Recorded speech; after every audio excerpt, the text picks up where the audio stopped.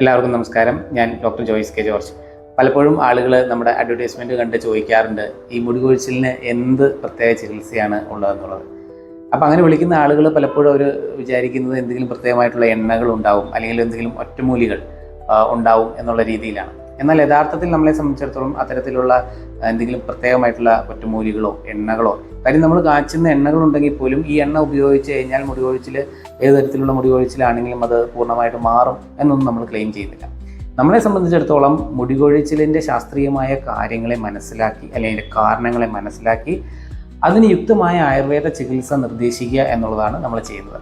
ഇപ്പോൾ മുടി കൊഴിച്ചിലിൻ്റെ കാരണങ്ങൾ എന്താണെന്ന് നമ്മൾ നോക്കിക്കഴിഞ്ഞ് കഴിഞ്ഞാൽ, ഒരു കേവലമായിട്ടുള്ള ഒരു ന്യൂട്രീഷണൽ ഡെഫിഷ്യൻസി അല്ലെങ്കിൽ ഒരു സ്ട്രെസ്സ് മുതൽ ഓട്ടോ ഇമ്മ്യൂൺ അവസ്ഥയായിട്ടുള്ള അലോപേഷ്യ ഏറിയേറ്റ അല്ലെങ്കിൽ അലോപേഷ്യ ടോട്ടാലിസ് തുടങ്ങിയ അവസ്ഥകൾ കൊണ്ടും മുടി കൊഴിച്ചിലുണ്ടാവാറുണ്ട്.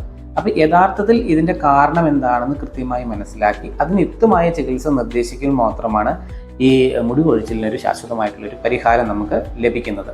പലപ്പോഴും ആളുകൾ മുടി കൊഴിച്ചിൽ ഉണ്ടായിക്കഴിഞ്ഞ് കഴിഞ്ഞാൽ മാർക്കറ്റിൽ ലഭിക്കുന്ന ഏതെങ്കിലും എണ്ണകൾ ഉപയോഗിച്ചിട്ടോ, അല്ലെങ്കിൽ ഏതെങ്കിലും യൂട്യൂബിലൊക്കെ വീഡിയോ കണ്ട് സപ്ലിമെൻറ്റ്സും അല്ലെങ്കിൽ അത്തരത്തിലുള്ള കാര്യങ്ങളെല്ലാം ഉപയോഗിച്ചിട്ടായിരിക്കും പലപ്പോഴും നമ്മുടെ അടുത്തേക്ക് വരുന്നത്.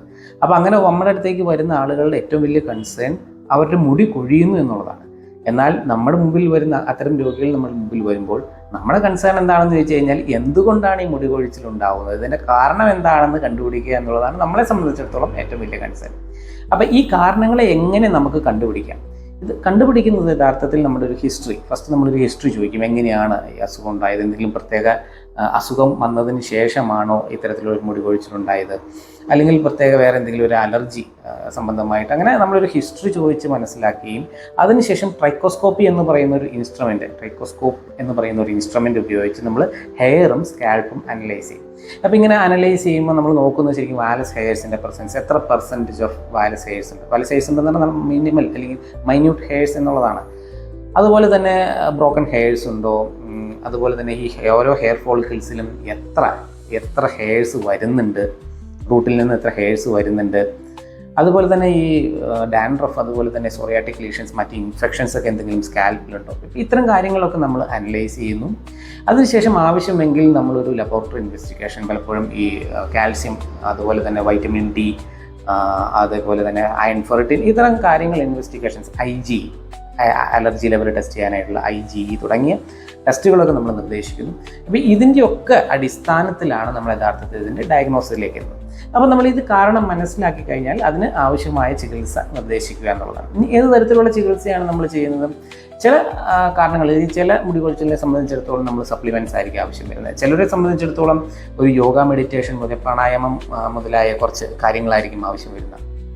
ചിലരെ സംബന്ധിച്ചിടത്തോളം ഈ സപ്ലിമെൻറ്റ്സ് കൊടുക്കുന്നതിലുപരി ഇത് കൃത്യമായി അബ്സോർബ് ചെയ്യാത്തതായിരിക്കാം പ്രശ്നം. പലപ്പോഴും ആളുകൾ ആവശ്യമായിട്ടുള്ള പോഷകാഹാരങ്ങൾ കഴിക്കുന്നുണ്ട്, പക്ഷേ അത് മുടിക്ക് ആവശ്യമായ പോഷകങ്ങൾ കിട്ടുന്നില്ല. അപ്പോൾ നമ്മൾ നോക്കുമ്പോൾ പലപ്പോഴും കൂടുതലും ആളുകൾക്ക് കാണുന്ന പ്രശ്നം എന്ന് വെച്ച് കഴിഞ്ഞാൽ ഇതിൻ്റെ അബ്സോർപ്ഷൻ കറക്റ്റല്ല, അവരുടെ ദഹന വ്യവസ്ഥിതി കറക്റ്റല്ല. അപ്പോൾ അങ്ങനെയാണെങ്കിൽ നമ്മൾ ആ ദഹനത്തെ കറക്റ്റ് ചെയ്യുന്ന മരുന്നുകളായിരിക്കും, നമ്മൾ അഗ്നിയെ കറക്റ്റ് ചെയ്യാൻ ആയുർവേദത്തിൽ പറയും. അപ്പോൾ അത്തരം മരുന്നുകൾ കൊടുത്തിട്ട് അതിൻ്റെ കൂടെ സപ്ലിമെൻറ്റ് കൊടുക്കുമ്പോഴായിരിക്കും പ്രയോജനം കിട്ടുന്നത്. ചില അവസ്ഥകളെ സംബന്ധിച്ചിടത്തോളം നമ്മൾ ഇത് കൂടാതെ ഈ ആയുർവേദിക് കോസ്മെറ്റിക് അല്ലെങ്കിൽ hair care procedures, cosmetic procedures കൂടി നമ്മൾ ഇതിൻ്റെ കൂടെ ഉൾപ്പെടുത്താറുണ്ട്. ഇപ്പോൾ പലപ്പോഴും ഹെയറിലൊക്കെ ഡാൻഡ്രഫ് ഉണ്ടെങ്കിൽ അതിനെ നമ്മൾ ക്ലിയർ ചെയ്ത് കളഞ്ഞ് ഹെയർ ട്രീറ്റ്മെൻറ്റ്, അതായത് ഇതിൻ്റെ ഹെയറിനെ പ്രൊമോട്ട് ചെയ്യുന്ന, വളർച്ചയെ പ്രൊമോട്ട് ചെയ്യുന്ന ചില മരുന്ന് കൂട്ടുകൾ ഉപയോഗിച്ചിട്ടുള്ള ഹെയർ പാക്കുകൾ ഉപയോഗിക്കും. അതുപോലെ തന്നെ HF മെഷീൻ ഒക്കെ ഉപയോഗിച്ചിട്ട് ഹെയർ ഫോളിക്കിൾസിനെ സ്റ്റിമുലേറ്റ് ചെയ്യും.